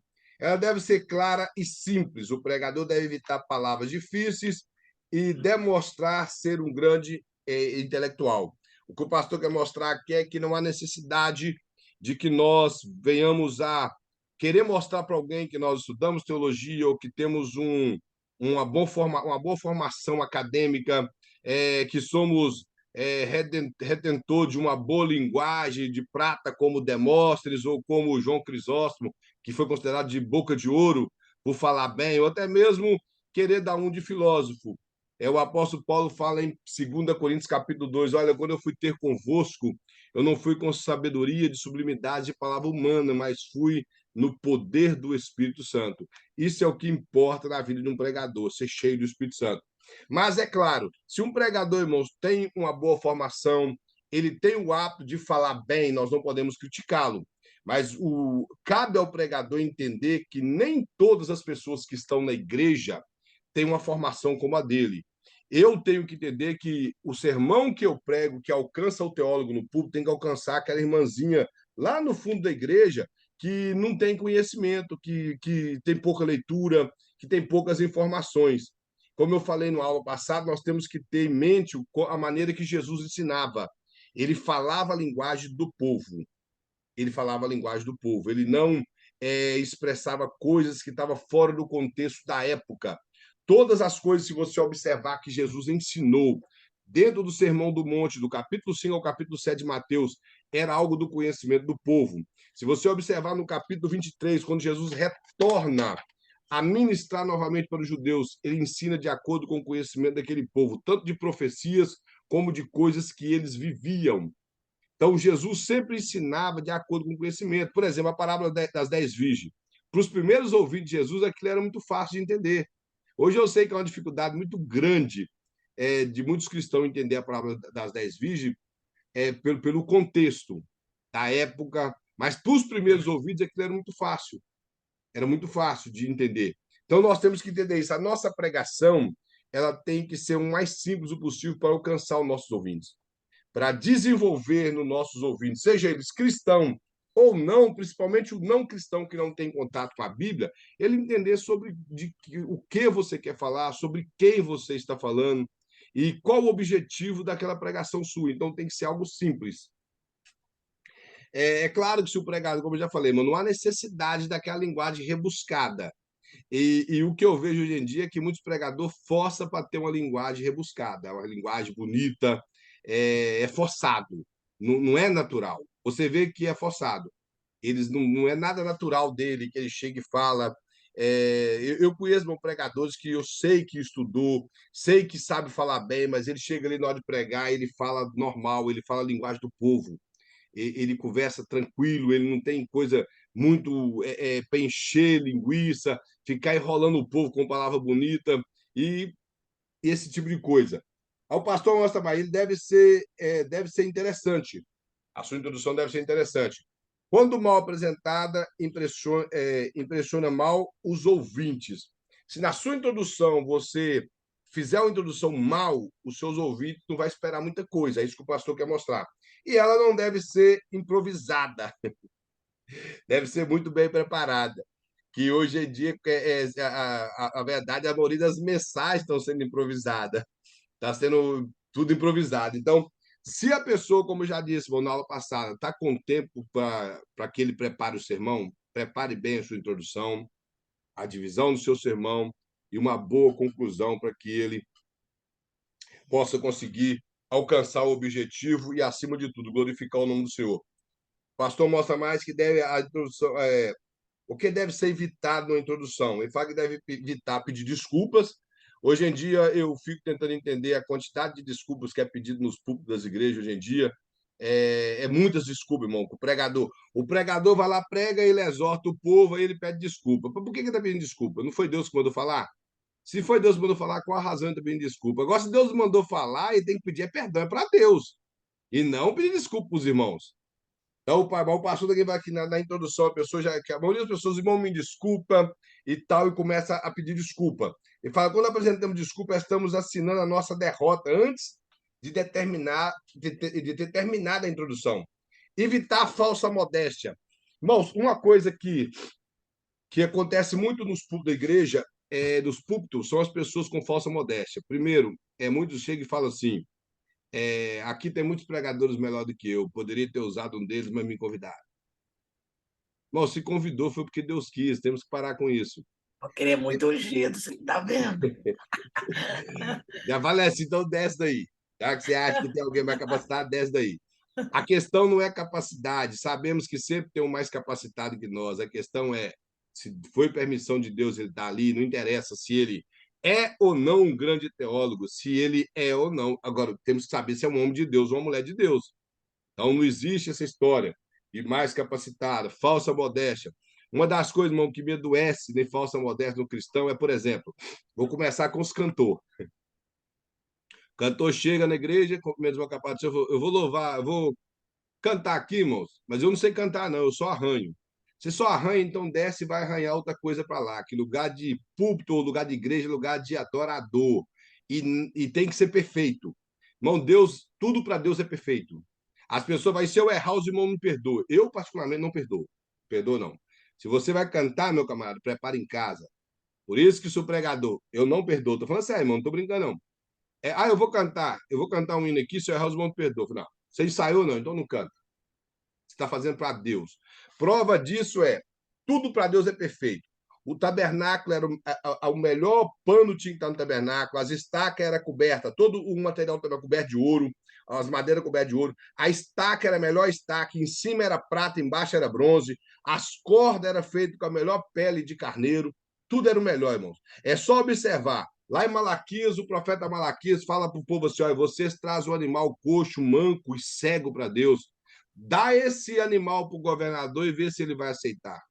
Ou seja, vai lá e dá para o homem normal e vê se ele vai querer esses animais aí que não enxerga, que está manco, que está manchado. O profeta Malaquias está dizendo que nem eles aceitam, quanto mais Deus. Aí eu vou falar para Deus que eu vou cantar um hino aqui e que Deus abençoe. Então, aquela história, eu só arranho. Às vezes a pessoa tem uma voz parecendo a do Chitãozinho Chororó e está falando que arranha, com falsa modéstia. Bom, nós temos que parar com isso. Não é pecado você reconhecer que Deus te usa na pregação, que Deus te usa no ensino, que Deus te usa no louvor. Isso não é pecado. Soberba não está na palavra, está no coração. Eu não adianta nada o irmão falar assim, o irmão tem um conhecimento bom da Bíblia. Eu falo, que isso, irmão? Ah, não tem nada. Mas no coração eu tô assim, todo inchado, tem mesmo. Estudei, fico debruçado na Bíblia, nos livros, fiz 3 faculdades. Então, é no coração que está, não é nas palavras. Irmão, tá entendendo?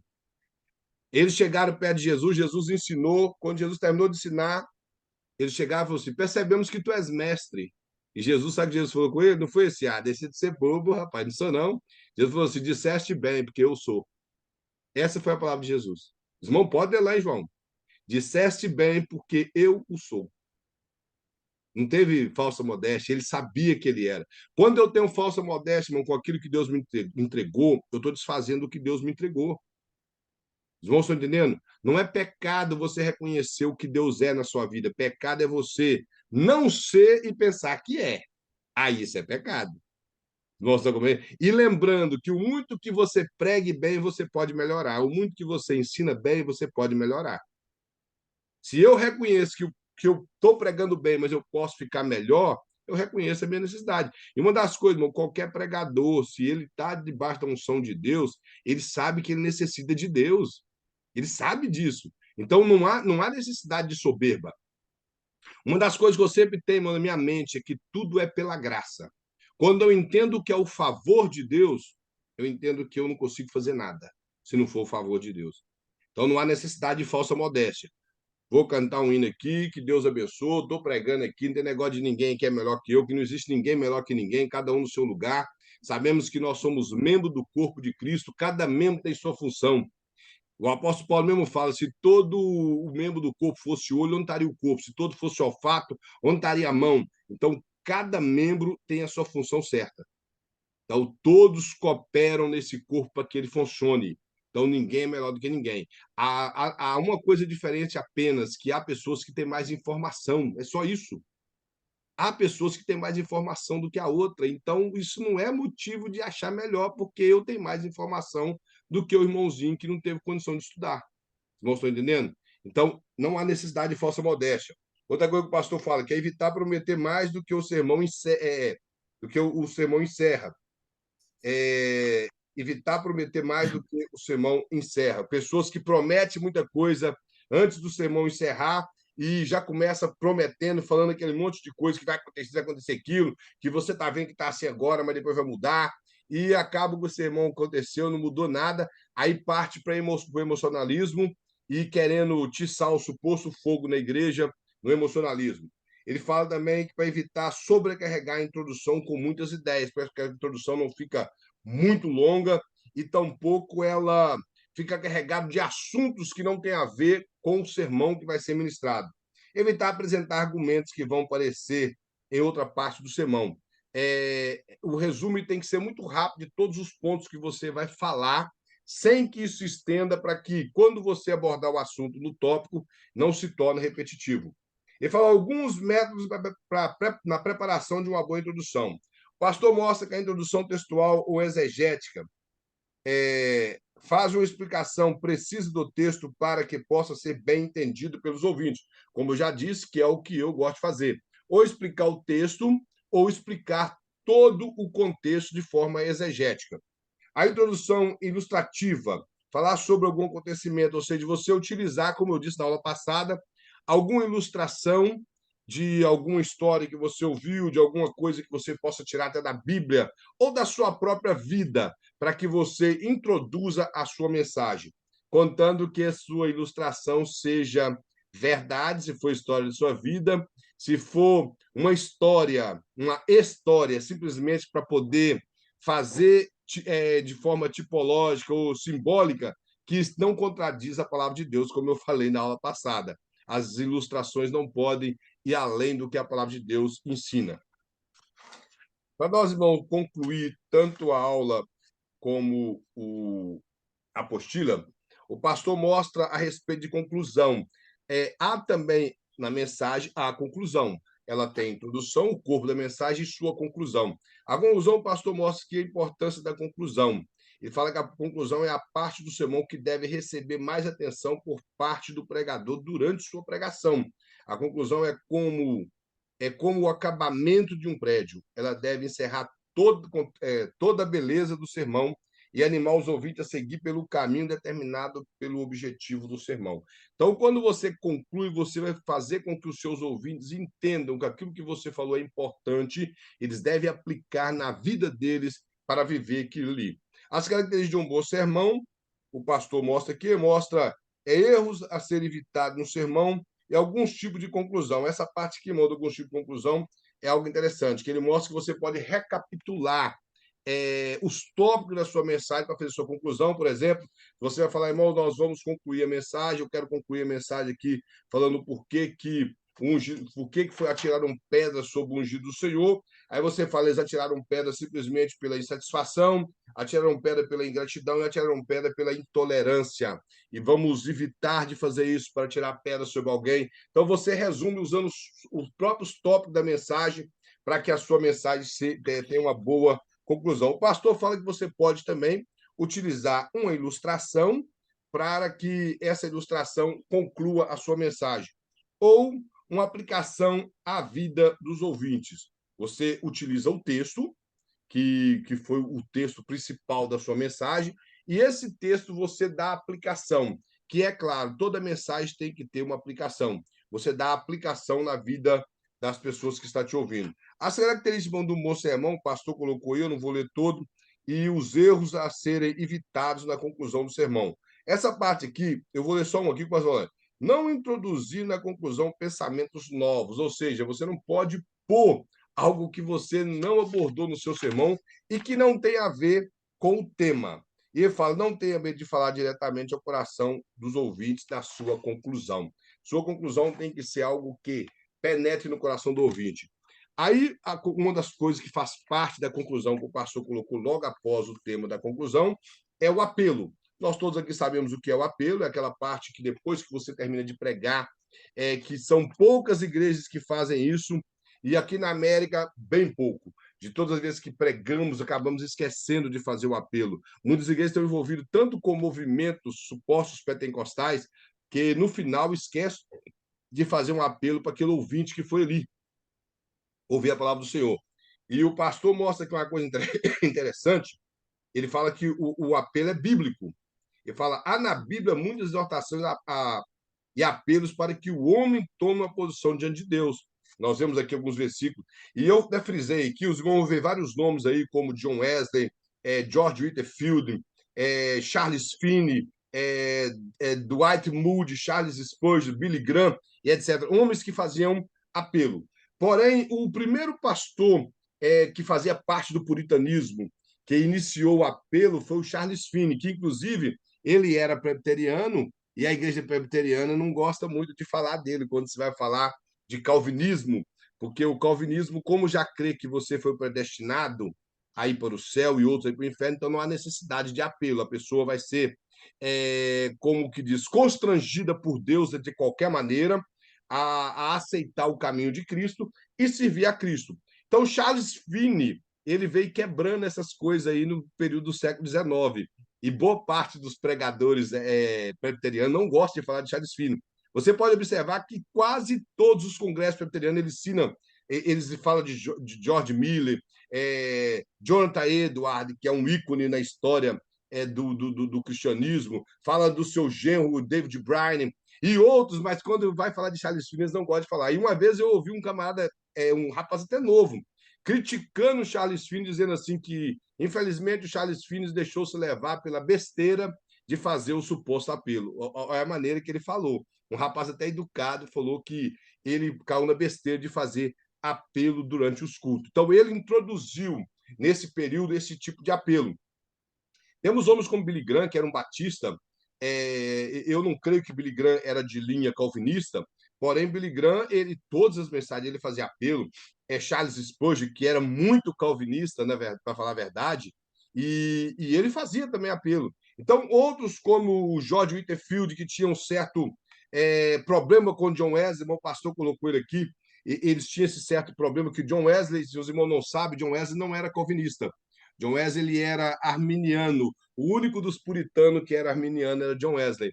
E John Wesley também fazia apelo, que inclusive John Wesley deixou muitos membros, mais de 100 e poucos mil membros que ele ganhou, muitas igrejas e vários escritos dele, apesar dele não ter concluído muitos seus sermões, por ser grande, e ele era bem expositivo, mas deixou várias literatura para o povo. Inclusive, eu tenho uma aqui em casa. Aí o pastor mostra as características de atingir o objetivo no seu apelo. Eu peguei a letra B e a letra F, ele fala, deve ser feita com otimismo. Aquilo que você pregou, você tem que acreditar e ser otimista para que as pessoas ali, essa mensagem falou no coração dela. É claro que você não vai ficar inventando coisas, mas você vai ser otimista para que ela possa sentir bem e você sentir melhor ainda e fazer esse apelo com o coração, fazer esse apelo com fervor dentro de você. Aí ele mostra mais na letra F que o pregador deve destacar os motivos da decisão, mostrar para a pessoa que está ali, que não conhece a Cristo, que ele é um pecador, que ela necessita de perdão. Porque, irmãos, hoje em dia, muitas pessoas não reconhecem que é pecador, não sabem o que é pecado, não sabem por que ele é um pecador. E a segurança de uma nova vida em Cristo, de uma eternidade, dessa nova Cristo que começa aqui, e, acima de tudo, uma eternidade que espera essa nova alma que se entregar a Cristo. Então, isso são as características de um apelo. Um apelo tem que ser feito com otimismo, com paixão, com crença naquilo que nós pregamos, naquilo que nós ensinamos, naquele culto, e reconhecendo que, fazendo essa pessoa reconhecer que ela é um pecador que necessita de Cristo, que Cristo é a única maneira dela sair, tirar esse fardo de cima dela, de arrancar esse fardo que escraviza essa pessoa. Tem muitas pessoas, irmão, que vão para a igreja e esperam a hora do apelo e os pregadores não fazem o apelo.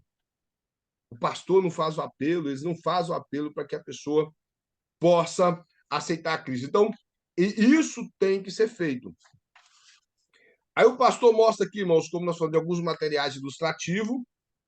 Nós falamos um pouco de ilustração na aula passada, ele fala a fonte da ilustração, tem que ser observado. Eu peguei a letra B, que falou material ilustrativo, como jornais, revistas, livros, periódicos em geral. Pode ser usado no momento da sua pregação. A letra C, a letra de música, hinos, pode também ser utilizado, contando que a teologia desse hino esteja boa. Hoje nós estamos tendo uma deficiência muito grande na teologia de muitos hinos. Muitos hinos. O pastor sempre citou aqui o hino da Cassiana, uma cantora bem consagrada no meio evangélico, pentecostal, que é aquele hino Oração é Alimento. E hoje em dia eu tenho um hino aí que ficou muito famoso, um hino que tem saído aí, que inclusive ele é cantado em muitas igrejas, que a cantora fala, eu acho que é um grupo, não me recordo direito, que fala que adorar é o que me sustenta de pé. Irmão, o que sustenta de pé é a Bíblia, é a oração, é estar perto de Deus. A adoração faz parte de culto. A partir do momento que eu acredito que adorar é o que me põe de pé, eu estou tendo aquilo como algo que me satisfaz, que é só para mim. Então, ou seja, se eu parar de adorar, então já era. Eu deixo de ser crente. Se chegar um governo aí, acabou. Eu vou ter que ser crente em casa, então eu não posso adorar mais. Aí o que vai acontecer? Porque o pessoal confunde adoração com cantar na igreja. Adoração você adora em qualquer lugar. Adora em casa, adora na igreja, adora no trabalho. Isso é adoração. O próprio Jesus diz que chegará o tempo e a hora que os verdadeiros adoradores adorarão em espírito e em verdade, que não tem lugar. A mulher estava preocupada se era Jerusalém ou se era o Monte de Gerizim, em Samaria. Jesus falou que não tinha lugar. Não era o local, e sim a estrutura nossa, era a nossa posição interior, e não o local. Então, determinados tipos de hino, infelizmente, hoje está com uma pobreza muito grande teológica. Então, se escolha um hino, uma letra de hino boa para introduzir a mensagem ou concluir a mensagem, ou para fazer a ilustração. O pastor mostra da letra experiências pessoais, que quando são autênticas. Essa parte é até boa, que a experiência não pode ter alterações, como alguns fazem. Tem pessoas que dizem que não conta mentira, mas eles esticam a mentira. E uma mentira esticada, irmãos, ela se torna uma mentira enfeitada. Essa é a realidade. Ela só vai se tornar isso aí. Então, por exemplo, aconteceu tal coisa, não coloca juros, não. Conta só o que aconteceu. Não enfeita para causar emocionalismo no povo. E eu tenho visto isso demais. Eu estou falando que eu conheço pessoas que eu conheço desde o Brasil que ainda coloca a gente em saia justa. Vira e fala, o Kleber sabe, eu só fecho o olho. Eu falei, não sei de nada.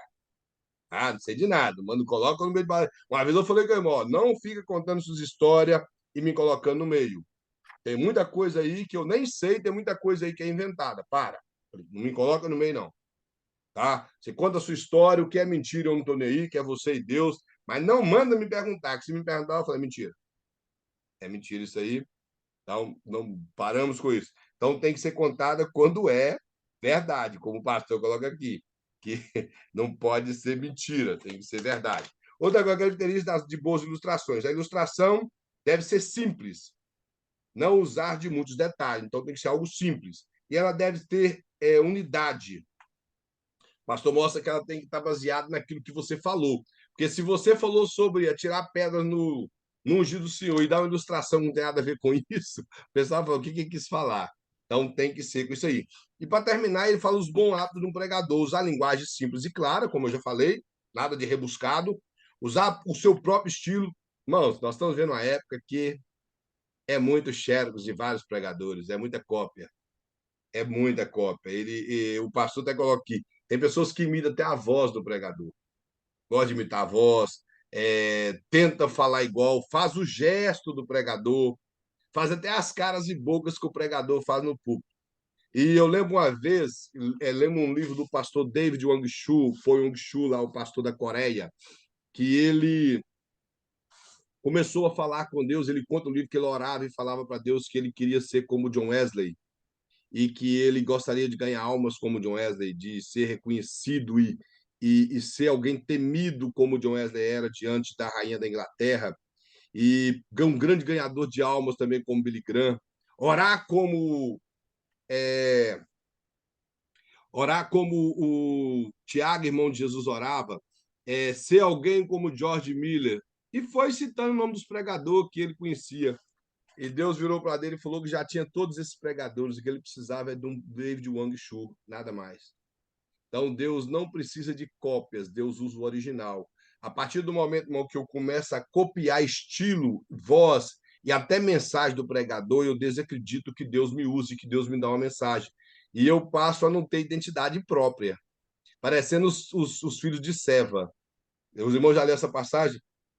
Em Atos 19, que chegaram lá os filhos de Seva, o sacerdote, e falou: Te conjuro no nome de Cristo que Paulo prega.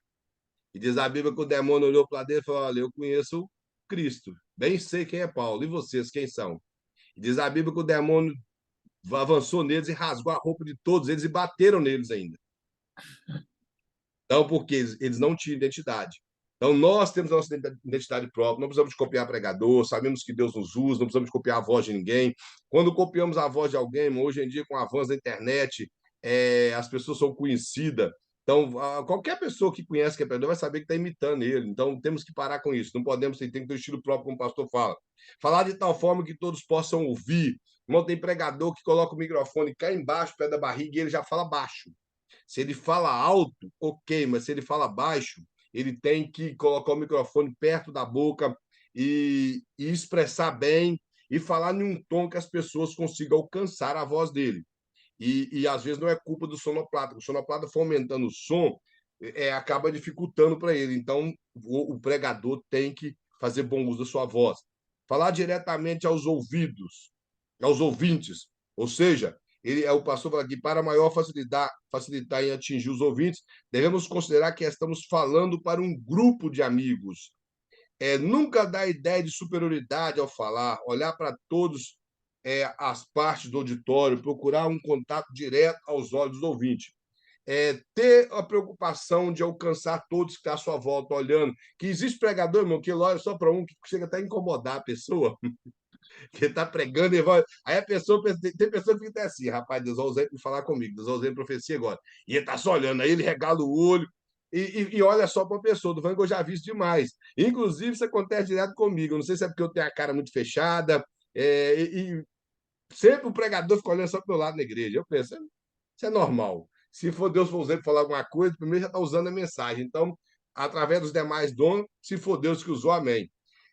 Então, eu vejo isso demais acontecendo. Falar com o corpo solto.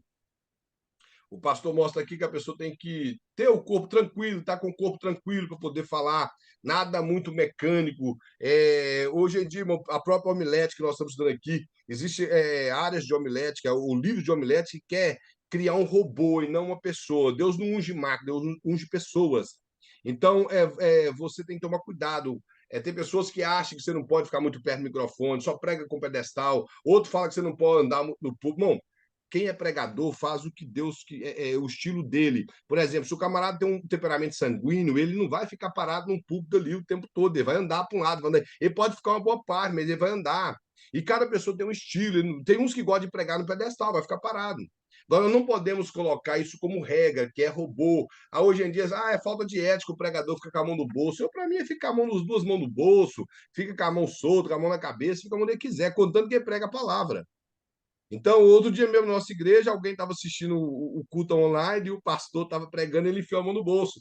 Alguém mandou uma mensagem escrita lá, se é falta de ética, pôr a mão no bolso. Olha o que está pregando. Eu falei, por qual razão? Falta de ética é observar que o camarada está com a mão no bolso em vez de estar preocupado com a palavra que ele está pregando. Então, o pastor mostra aqui, nós temos que ficar solto, nada é mecânico, não podemos ser mecânico, algo formal demais. Falar com convicção, isso o pregador tem que ter convicção do que ele está falando, e falar com entusiasmo. Nós temos que ter paixão naquilo que falamos, ter paixão no que falamos. E, acima de tudo, falar com amor. Seja a mensagem que for ser falada, seja ela de consolo, exortação, e edificação, ela tem que ser transmitida com amor. E esse amor, conforme, é o amor que nós temos pela palavra de Deus e pela noiva de Cristo. Então, tem que ser passado dessa maneira. Aqui, irmãos, no final, se vocês observarem, eu acho que seria bom os irmãos ler. O pastor deixou um sermão preparado aqui, no final aqui, baseado no livro de Ruth. E é um sermão até bem edificativo. Ele deixou todo escrito. Realmente eu já não ia lê-lo aqui na sala de aula. Nós chegamos ao final da lição. Aqui ele fala da preparação espiritual do pregador, que essa é a parte principal na preparação, ter o preparo no coração, você está com o coração em paz com Deus, que há uma diferença de paz de Deus e paz com Deus. O irmão sabe disso, né, ou não? Os irmãos sabem que há uma diferença disso? A paz com Deus é quando eu sei que está tudo bem entre eu e Deus. E a paz de Deus é quando aquela paz que reina dentro de mim, que me capacita a estar passando por provações alegre na presença do Senhor. Agora, a paz de Deus, que é a principal, principalmente para nós pregarmos, temos que ter a paz de Deus em nós. Estamos com o coração preparado e, acima de tudo, limpo diante do Senhor, como altar que ele possa trabalhar. E preparar a vida espiritual através da oração. Se queremos ministrar um sermão com objetivos alcançados, temos que estar com a vida pautada na oração. A vida de oração em dia, aquela vida de oração que o apóstolo Paulo ensina, orais sem cessar. Muitas pessoas interpretam esse versículo errado. Acham que orar sem cessar é você ficar o dia inteiro onde você está falando com Deus, falando alto, parecendo doido. Não. Orar sem cessar, irmão, é nunca perder sua vida de oração. Isso é o sentido certo do versículo. Quando o apóstolo Paulo fala orar sem cessar, ou seja, nunca perca sua vida de oração. Aquela vida de oração que você tem com Deus de 1 hora, 2 horas, 30 minutos, seja o tempo que for, você não pode perder esse tempo seu com Deus, a sua intimidade com Deus. Se você ora 2 vezes por dia, a tendência você tem que fazer é orar 3, nunca cair para uma vez. Se você ora 40 minutos, sobe para 50, não cai para 30, que você vai só degringolar até chegar no orar. Então, isso é orar sem cessar, nunca perder a vida de oração. Amém? Então, irmãos, o pastor postou, não me recordo aqui a data, mas ele postou no grupo a data que é para entregar o trabalho, já mandou no PDF para todos os irmãos, eu creio que ele mandou em PDF para os irmãos, que para mim ele mandou, e então nós temos a data, até no mês de fevereiro agora. Até o dia 27 de fevereiro. 27 de fevereiro, sim. Ou dia 30 de fevereiro. 28. Eu acho que dia 30 já existiu. Na verdade, o dia 30 existiu, irmão, no calendário. Porque o calendário hebraico, ele é o calendário dos 12 meses de 30 dias.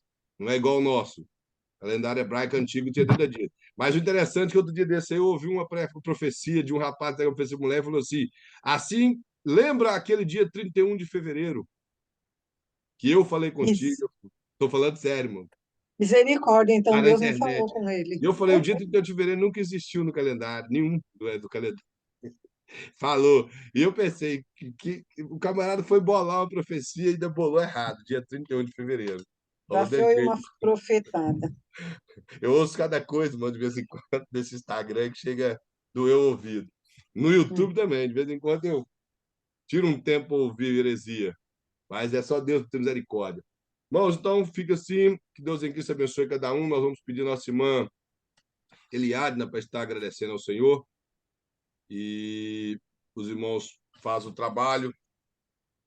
Eu acho que o pastor depois vai falar com os irmãos a respeito da formatura também e de outras coisas mais. Amém? Não pode orar? Senhor Deus, Pai amado, Pai querido, neste momento, Pai, eu quero te agradecer por essa oportunidade, Pai, que o Senhor está nos dando para aprender mais da Tua palavra. Te peço que continue abençoando a vida do pastor Prestes, Senhor, em todas as áreas da vida dele, a vida do irmão Kleber, que está disponível, Senhor, para estar aqui juntamente com ele para poder nos ajudar, nos ensinar. Seja Sim, meu conosco, Deus. Muito abençoando, obrigada. nos dando força, graça e entusiasmo, Pai, e sede para continuarmos, ó Pai, almejando mais aprender de Ti, de aprofundar mais naquilo que vem do céu, naquilo que vem do Senhor. Muito obrigado por tudo, eu te agradeço por tudo e te peço que nos dê uma boa noite de sono, nos guardando, Senhor, e nos livrando e nos renovando pelo dia de amanhã, em nome de Jesus. Amém. Amém. Graças Deus a em Deus. Cristo abençoe a todos. Vocês tenham uma excelente noite. Amém. Pode ser para todos. Boa Kleber, eu noite. posso falar algo? Sim, pode falar, irmão David. Eu quero me despedir de todos vocês, que hoje é meu último dia na aula, tá? Que Deus abençoe, Isso, foi uma sério? bênção. Eu concluí já o Pena. médio. Que Deus Ó, abençoe todos vocês, tá? Foi uma bênção estar aqui com os irmãos. amém. Amém. Prazer foi Amém. nosso. Deus abençoe, Deus irmão. abençoe. Amém. Tchau. Ah. Mas você vai estar no bacharel? Não, eu vou dar um tempo agora. Depois eu Tá. vou. Achei que eu ia Tem ver muito- irmã no bacharel na próxima semana. Eu estou estudando desde 2016, eu vou dar um tempo agora. Amém. Depois eu Amém. volto. Que Deus abençoe, irmã, poderosamente. Amém. Deus abençoe todos vocês. Fica na paz do Boa Senhor. noite. Pode ser, Senhor. Ah. Abençoe para todos. Você também. Tchau. Deus, Senhor. Deus